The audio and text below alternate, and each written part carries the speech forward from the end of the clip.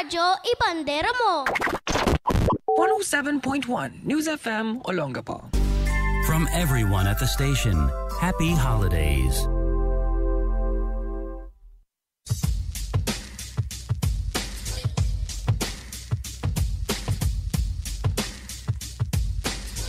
Bulaga. Oh, ganun talaga yan. Hanggang ganyan na lang siya.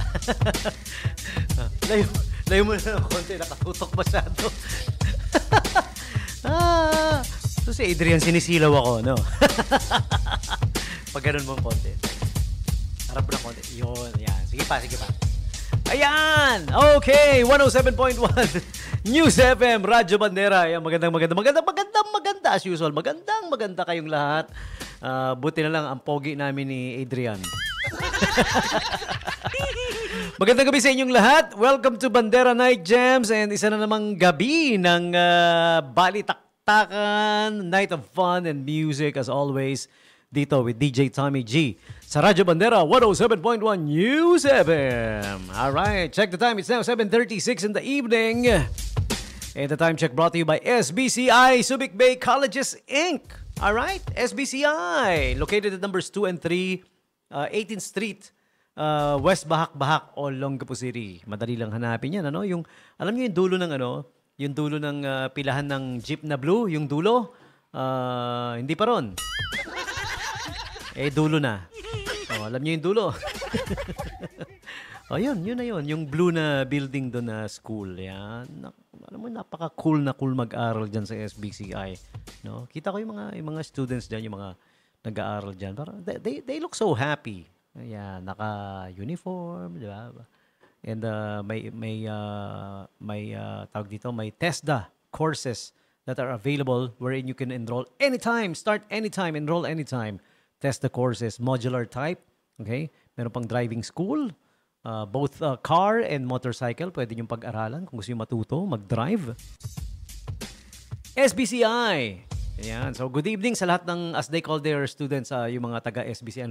SBCIans. Wow! SBCIans. Hi! Good evening sa inyong lahat. If you're an SBCIan, good evening sa iyo. Alright? And also, time check also brought to you by Casa Gilda Resort. That's where the station is. Kami lang ang radio station na nasa resort, di ba?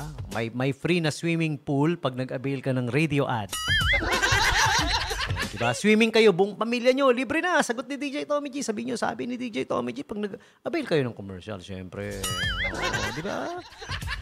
You know, the best way to advertise your product, your services, is still with the radio station. Napaka-flexible ng radio, di ba?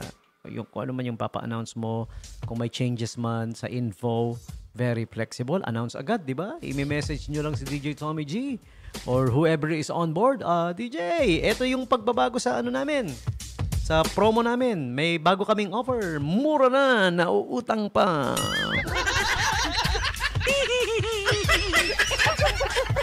Buy 1 pack of pandesal, get a house and lot free. Yan yung changes, DJ. Announce mo, ha? Okay, so good evening po sa inyong lahat. Ang Casa Gilda Resort, by the way, is located at the happy, but why do I keep saying happy? Holy, hindi happy. Holy Spirit Village. Okay? Holy Spirit Village in Tabacuhan, Santa Rita, Olongapo City. Okay, that's where it's at. Nandun po ang radio station sa 4th floor. Oh, so sinang radio station na to? Nasa 4th floor ng resort. Di ba? Oh, ano pang hinintay mo, DJ Cyberbugs? Tagal-tagal mo naman, nakakainis ka eh. Tagal-tagal mo eh, ha? Tagal mo sinabi nang hindi ka narito eh, di ba? Oh. Okay, nandiyan ba si Cyberbugs? DJ Bugs, Edwin Bagang, are you there? Sumagot ka! Okay, so good evening sa inyong lahat. Wow! 79 days to go before Christmas! 79 days na lang. Naku, that's gonna be quick, no? Mabilis na yan, no? Ayan, minsan yan, ganyan yung mga grade ko noon nung bata ako, 79. Kasi nung, to be honest, when I was younger, hindi ako interesado sa pag-aaral. Kumbaga, hindi ako na guide ng tama. Matigas kasi ulo ko eh, alam mo yun. Hindi ko nagabayan ng tama yung mga magulang ko nung bata ako eh. Hirap kasi magpalaki ng magulang, sa totoo lang. Hirap. Tanungin nyo si Adrian. Di ba totoo pare? Ang hirap magpalaki ng magulang, no? Nahirapan din ako eh.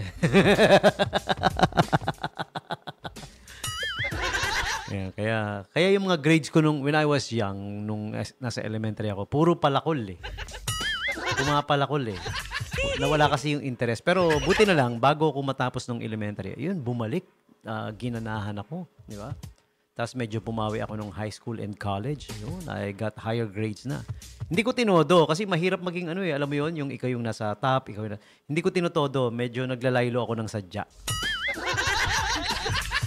Kaya pagka yung mga kaibigan ko, yung mga tropa ko, tsaka yung mga relatives ko, Tommy, ba't ganyan lang yung grades mo? Kay maingay, sinasadya ko. Mahirap malaman nila teacher na matalino. Ikaw lagi tatawagin, ikaw lagi tatanungin, sa'yo lagi itatask yung ganito, ganon, ibibigay sa'yo lagi yung task. So, diba? O, di hindi ako nahirapan, relax na relax. Okay, sige na, balik na tayo sa today is October 7 na, no? Speaking of palakols, palakol din pala yung date, ano? 10/7/2025.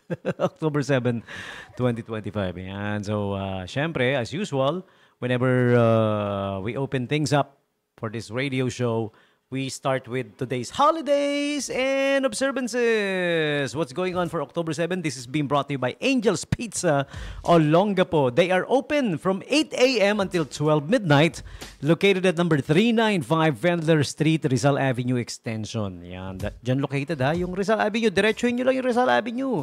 Di ba pag diniretso yung Rizal Avenue, eventually darating ka sa Unity, Rotonda, Ulo ng Apo. Pag diniretso, ayun yung extension na tinutukoy dito. Rizal Avenue pa rin yun. Okay? It doesn't end. Yung Rizal Avenue sa Rotonda, it doesn't end there. Dulo lang na magsaysay yun. Yung Rotonda na yun. Okay? Diretso lang. Diretso pa. Sa Angel's Pizza. Lalampasan mo yung Casino Filipino. Walang tutulong sa Pilipino, kundi Casino Filipino. Lalampasin mo rin yung YBC. YBC, D, E, F, G. Ayun, diretso lang. Hanggang sa, bago ka makarating ng merong doon may fresh options, no? Yung mga namimili sa fresh options, alam nyo na yan, no? Katabi na nun yung Angel's Pizza. Alam niyo yung corner ng yung kanto ng 4th Street. Yun. So, actually, nasa gitna siya ng 3rd Street and 4th Street corner. Okay, that's where it's at. Ayan, Geography 101. Alright, try Angel's Pizza's 2 pieces chicken meal with rice. Plus, it's served with 12-ounce cucumber lemonade. Yun, for only 250 pesos. They're more than just pizza. May mga combo meal din na masasarap. Try nyo, ha? You give it a try. Visit them now, 395 Vendler Street, Rizal Avenue Extension. Or, pwede ring umorder via Grab Food, Food Panda. Just be sure to install the Angel's Pizza app on your cell phones. Okay. All right, on with today's holidays and observances. October 7, 2025. What's going on? October 7. Ayan, ito na. Today is Pang-is-is, LED Light Day, LED Light Day. You know, the LED is such a great invention by man. Isa sa mga magandang invention niya ng mankind. Kasi yung ilaw natin, bago yan naging LED, incandescent bulb yan. Diba? Grabe kumain ng kuryente yung incandescent bulb, diba? Yung katumbas ng LED ngayon na 10 watts or 15 watts, katumbas na yun ng yung liwanag yan, 100 watts na incandescent bulb. Bukod sa ang lakas na ng watahe, ang lakas pa kumonsumo, ang lakas pa kumain, no? Diba? Mataas na, malakas pa. So, 15 watts lang yung katumbas niya sa LED. Ganun, di ba? Tapos, ang taas-taas pa naman ng per kilowatt hour natin mula sa OEDC. Olongapo Electricity Distribution Corporation. Nagkamali lang. Sorry naman. Nagkamali lang. OEDC. Olongapo Electricity Distribution. Nagkamali ulit. Sorry. Ayan. LED Light Day. Ayan. The day of the invention of the LED. Ano nga ba meaning ng LED? Bakit siya tinawag na LED light? Light emitting diode ang meaning niyan.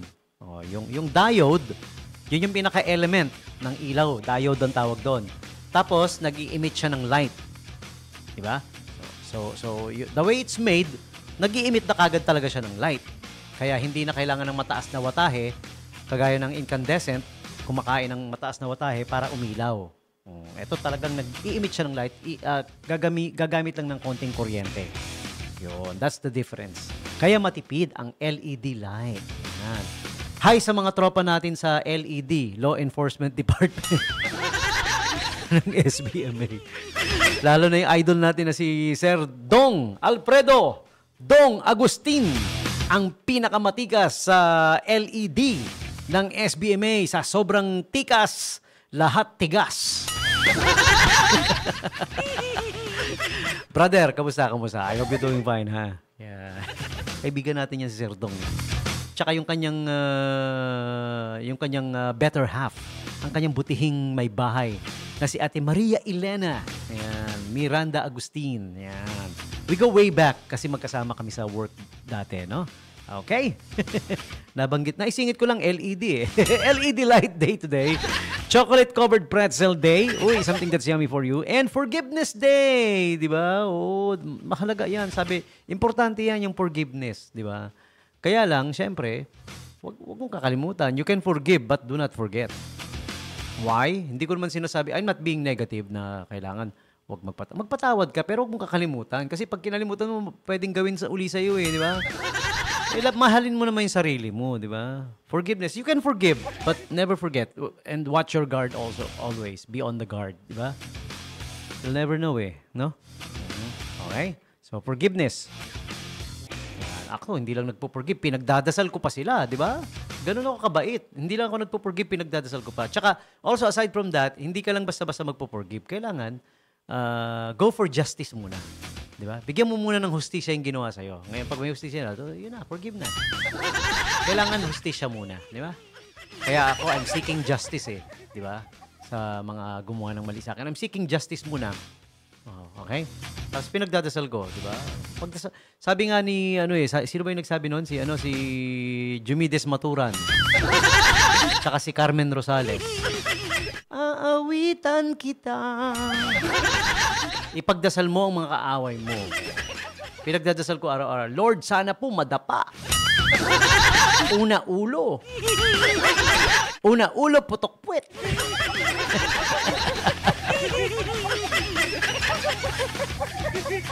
Okay. Next. Fruit at work day. What's your fruit at work? Meron ba kayo fruit at work? Sa mga table ng mga kasama ko sa trabaho, may mga fruit at work. Kaya lang, hindi akin, kanila yon. Inner Beauty Day. Yan, yung kapag ka medyo hindi maganda masyado ang appearance. Sasabihin, what's important is inner beauty. Pag medyo may, tawag dito, beauty deficit disorder, sasabihan ka ng, what's important is inner beauty. Meron naman may outer beauty. Totoo naman, let's give credit where credit is due. Outer beauty, kaya lang, on the inside naman, bulok. Meron ganun. Kaya, meron naman minsan, the outer beauty is good, pero bubita. Kaya bubita ang tawag eh, no? Bubita. Double B, dalawang B. Bubita na, bulok pa. Ganon, okay?